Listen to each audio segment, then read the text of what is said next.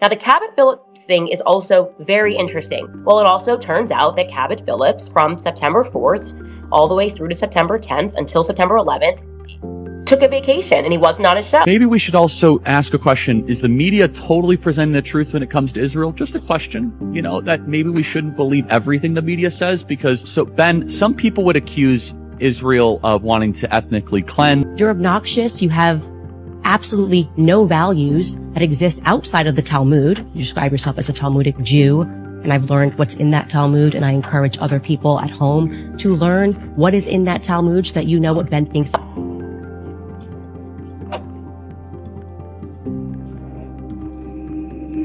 What if everything you thought you knew about Charlie Kirk's death was wrong? What if the people now claiming to honor his legacy were the same ones allegedly working against him behind closed doors? Stay with me, because what I'm about to show you is going to change how you see this entire situation. Candace Owens just dropped a bombshell that's sending shockwaves through conservative media. She's making allegations that Ben Shapiro and a man named Cabot Phillips, who happens to be Erica Kirk's ex-boyfriend, were actively working to block Charlie Kirk's rise. Now here's the thing, both of these men are now positioning themselves as defenders of Charlie's legacy, both of them. And according to Candace, Cabot Phillips is reportedly being set up as Charlie's replacement at Turning Point USA. Let that sink in for a second. The man allegedly working against Charlie is now stepping into his shoes. But here's where it gets darker. Candace alleges that Cabot Phillips attended a secret military meeting the night before Charlie Kirk's assassination. The night before. Now, when this allegation went public, Cabot immediately went into damage control mode. He released a photo claiming it proved he was somewhere else entirely at the time. But Candace isn't buying it. She's openly questioning whether that photo's date and location were manipulated. And here's what nobody is talking about. Cabot Phillips was hired by Ben Shapiro himself as a senior editor at the Daily Wire. So we're looking at a very tight circle here. Candace is framing this whole situation as what she calls one big club, an elite inner circle.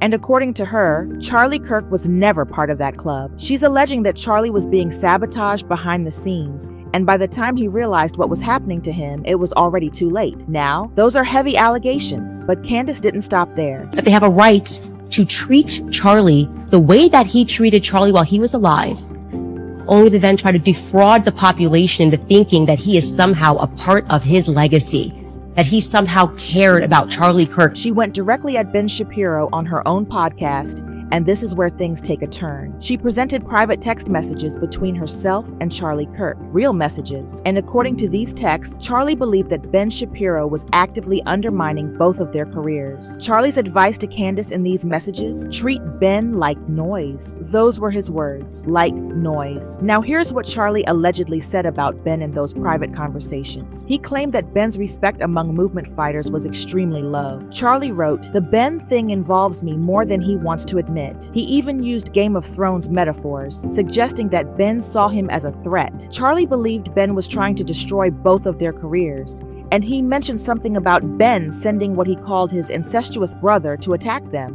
Now, that's clearly metaphorical language, but the hostility in those messages is unmistakable. And that's not even the worst part. Charlie allegedly told Candace that Ben hated her specifically because Charlie had supported her. According to these texts, Ben viewed Candace as, and I'm quoting here, my slave 100%, someone he wanted to control completely. Candace later confirmed publicly that these texts are real, and she says she has hundreds more just like them. Hundreds. So Candace is sitting on approximately 300 messages. She's now publicly stating that Ben Shapiro is falsely portraying himself as Charlie's defender when, according to her, Charlie would be laughing at Ben's behavior right now. She's escalating her attacks, calling Ben obnoxious, accusing him of hating anyone outside his chosen inner circle. The gloves are completely off.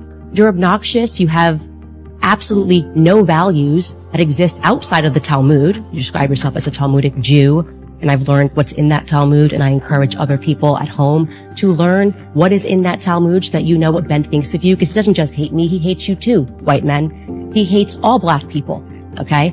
If he's following the rules of the Talmud, I mean, when I say hates, they think that we're animals, that they have a right to own us, that they have a right to make us worship them, that they have a right to lie to us, that they have a right to sue us and take everything that we have, that they have a right to deceive us, that they have a right to treat Charlie the way that he treated Charlie while he was alive, only to then try to defraud the population into thinking that he is somehow a part of his legacy, that he somehow cared about Charlie Kirk and cares to protect the people that are working at Turning Point USA. But fast forward to less than 48 hours before Charlie's assassination, Charlie Kirk sat down for an interview with Ben Shapiro. And if you watch that interview, something feels off. Charlie is challenging Ben's talking points, and Ben looks visibly uncomfortable. Charlie starts asking what some are calling forbidden questions. And here's the thing. According to sources, TPUSA donors allegedly did not like this direction Charlie was heading. They didn't like it at all. We've pushed back against the media on COVID, on lockdowns, on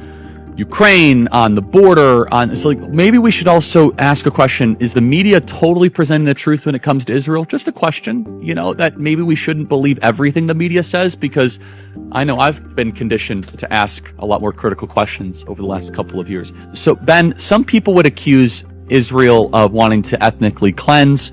Now, many of Charlie's supporters believe he crossed a line. The theory circulating is that donors wanted compliance, not questions. They wanted someone who would stay on message. And some believe that Charlie's curiosity, his willingness to ask those uncomfortable questions, may have actually cost him his life. That's the theory gaining traction. So who is Cabot Phillips, and why does he keep coming up? Cabot is Ben Shapiro's employee at the Daily Wire. He's also Erica Kirk's ex-boyfriend. And according to a source that Candace claims to have spoken with, Cabot and Erica both attended a secret military meeting at Fort Huachuca Military Base in Arizona. Fort Huachuca. That's a real location, and that's a specific allegation. Now, Candace brings on an eyewitness, a veteran who goes by the name Mitch. Mitch claims he was there. He says he witnessed a secret meeting taking place the night before the assassination, and he names individuals who were allegedly present, including someone named Brian Harpole, who's linked to TPUSA security. But here's what's chilling. Mitch says he saw a man who resembled Cabot Phillips. After being shown Cabot's photo, Mitch confirmed the identity. He's saying that was the man he saw. Send him the picture of Cabot Phillips, and he says, yes, that's the person I remember being at the base. Now I'm like, that would be totally crazy. Maybe, again, this could be a lookalike. And so I messaged Cabot Phillips and did not get a response, but it at least is compelling. And I was like, let me do some basic fact checks here. What do I even know about this guy, Cabot Phillips? And I know that he does the morning wire up at Daily Wire. And I checked, and he's missing from the morning wire. He doesn't do it daily, but he does it enough times that I noticed that he is missing from September 4th to the September 10th. And then Mitch appears live on Candace's podcast, and he adds another detail. He claims he saw a blonde woman with striking eyes, someone whose appearance matched Erica Kirk's description. There's a picture of Erica Kirk with a ponytail, and from her past. That person matches who I saw at Fort Huachuca in the lobby the night before, and she was with that man in the lobby, and that man, he was present at that meeting. Those are really rare eyes. That's 95 to 99%. I can't imagine somebody else. Naturally, the pressure on Cabot Phillips to respond became enormous, so Cabot breaks his silence. He releases a photo that he claims was taken in Nashville on September 8th. He provides surveillance footage from his office. He shares a family photo with his wife and child. He's claiming he was home on both September 8th and 9th. He says he attended an ultrasound appointment, that they were preparing for a gender reveal. He even announces it's a boy. He's painting a picture of a man who was nowhere near Arizona, just living his normal family life. But here's where it gets interesting. Internet sleuths immediately started analyzing Cabot's photos, and they noticed something. The magazines visible in his checkout photo don't match the date he's claiming. They don't line up. This raises serious questions about whether the timeline he's presenting is actually accurate.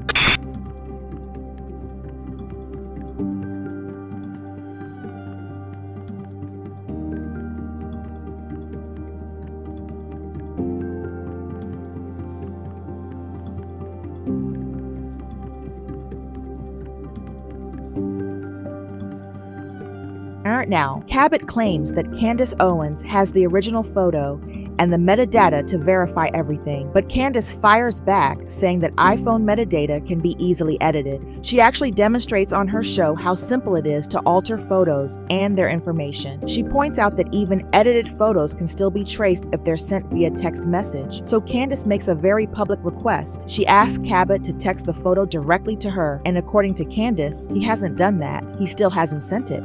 So where does that leave us? There's no definitive proof yet about who's telling the truth here, but if you look at public opinion trending online, the sentiment is clear. Many of Charlie Kirk's supporters have lost trust in both Ben Shapiro and Cabot Phillips. When asked if they trust these men, the overwhelming response is, not even a little, not even a little bit. The question hanging over all of this is simple but haunting. Was Charlie Kirk taken out because he started asking the wrong questions? And were the people now claiming his legacy the same ones who wanted him silenced? I'll let you decide.